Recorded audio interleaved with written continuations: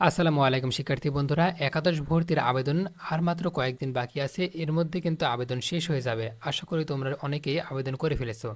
তো আমাদের আজকের এই ভিডিওটির মূল কারণ হলো, তোমরা যারা আবেদন করেছো তারা কিভাবে তোমাদের আবেদনের ফলাফলটি দেখবা। তোমরা ইতিমধ্যে জানো যে 23 তারিখে কিন্তু তোমাদের ফলাফলটি প্রকাশ করা হবে। কিন্তু 23 তারিখে যখন ফলাফলটি প্রকাশ করা হবে, তোমরা কিন্তু সবাই একসাথে রেজাল্ট দেখার চেষ্টা করো এবং এক্সআই ক্লাস অ্যাডমিশন এই ওয়েবসাইটে প্রবেশ করো। তো এই ক্ষেত্রে কি হয়, ওয়েবসাইট অনেক সময় সার্ভার ডাউন থাকে। অর্থাৎ সবাই যদি একসাথে আমরা চেষ্টা করি তখন সার্ভার ডাউন থাকে, যার ফলে আমরা কেউই ফলাফল দেখতে পারি না। এর জন্য তোমরা exiclassadmission.gov.bd এই লিঙ্কটা কপি করে রাখবা এবং এখানে লগ ইন করে রাখবা।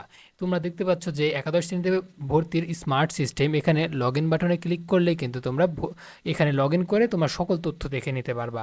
এখন তোমার রেজাল্ট এবং কিভাবে তুমি এই বিষয়গুলো হ্যান্ডেল করবা সেই বিষয়টা জেনে নিই। তোমার যে নির্বাচনী তথ্য আছে, তোমাকে প্রথমেই এখানে লগ ইন করতে হবে। একাদশ exiclassadmission.gov.bd এই ওয়েবসাইটে লগ ইন করে নিতে হবে। তোমার লগ ইনের যে পিন কোড আছে এবং রোল নাম্বার আছে সেগুলো দিয়ে লগ ইন করতে হবে। এরপর তুমি দেখো, তোমরা এখানে যেভাবে দেখতে পাচ্ছ যে একাদশ শ্রেণীতে স্মার্ট ভর্তির সিস্টেম, তোমার সকল তথ্য এখানে দেখতে পারবা। এখানে বাম পাশে লক্ষ্য করো যে নির্বাচন, অর্থাৎ তুমি যে নির্বাচিত হয়েছো সেই কলেজে তোমার কি কি করণীয় আছে। প্রথম পর্যায়ে তুমি যদি প্রথম পর্যায়ে সিলেক্ট হয়ে থাকো, এখানে তোমার যে কলেজে তুমি সিলেক্ট হয়েছো সেখানে কিন্তু এই কলেজের নামটি আসবে এবং এখানে শিফট এবং মেরিট এবং তোমার পছন্দের কয় নম্বর তালিকা থেকে এসেছে সেটাও এখানে উল্লেখ করা হবে। এখানে খুব একটি গুরুত্বপূর্ণ বিষয় আছে, দেখো এখানে লক্ষ্য করো যে আপনি যদি পরবর্তী পর্যায়ে অন্য কোনো প্রতিষ্ঠানে অটো মাইগ্রেট করতে চান, তুমি যেই কলেজে, অর্থাৎ তুমি Savar cantonment public school and college, এটাতে তুমি যদি চান্স পেয়ে থাকো, এটা হচ্ছে তোমার পছন্দের অগ্রাধিকার ছিল 2। এক্ষেত্রে তুমি যদি এর উপরের কলেজে তুমি যদি পড়তে ইচ্ছুক হয়ে থাকো, তাহলে তোমাকে অবশ্যই মাইগ্রেট অন করে দিতে হবে। এখানে হ্যাঁ অথবা না, এখানে হ্যাঁ এর দিকে এটা ক্লিক করে দিতে হবে। তুমি যদি হ্যাঁ এর দিকে ক্লিক করে রাখো, তাহলে তোমার এটা অটো, অর্থাৎ উপরের যদি ক্লাসে উপরের কলেজে তোমার যদি আসন সংখ্যা ফাঁকা থাকে সেখানে তুমি মাইগ্রেট হতে পারো।